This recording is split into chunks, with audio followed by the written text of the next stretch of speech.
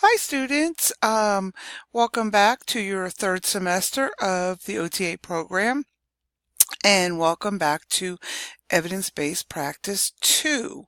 Now, as you should be able to conclude, the Evidence-Based Practice 2 is a continuation from Evidence-Based Practice 1. In the first evidence-based practice that you had in the spring, you started by learning about picos and caps and search engines and various things that you needed to know to search for your articles and come up with some evidence-based peer review articles based on your PICO questions. Now, what we're going to do is we're going to continue on to Evidence-Based Practice 2. We're going to take your PICO, your research questions, your 10 articles that you found, your chart that you made in Evidence-Based Practice 1 with those 10 articles listed, and we're going to go on to the next step, which is learning about the survey process and making a survey, conducting a survey, and analyzing the survey, and then putting all the information into one large project. And that project will be culminated in a presentation in December.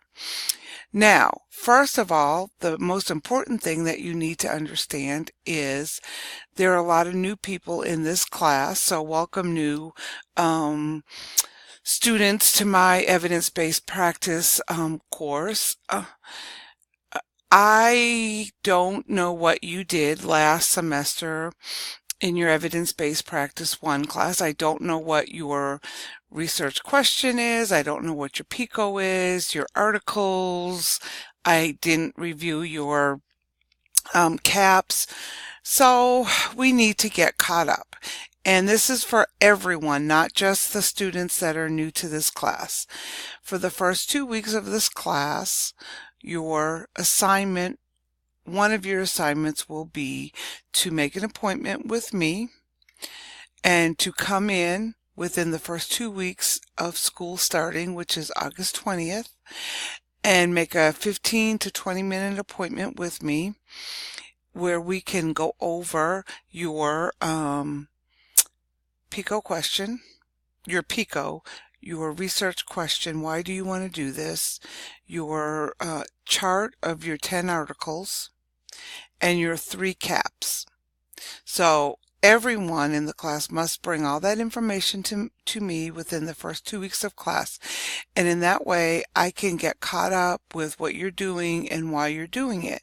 And if we need to make some revisions because you've kind of changed your mind a little bit, I know that the students that were in my evidence-based practice 1 class last semester told me that they wanted to revise their PICO based on information that they had found when they were doing their articles and when they were doing their caps. And that's okay.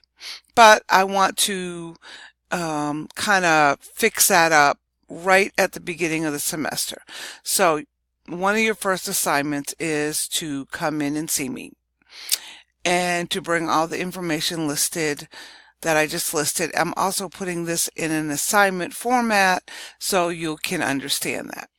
So for now, go ahead and review the class schedule, review the syllabus, review, and then look at the modules and begin your module 1.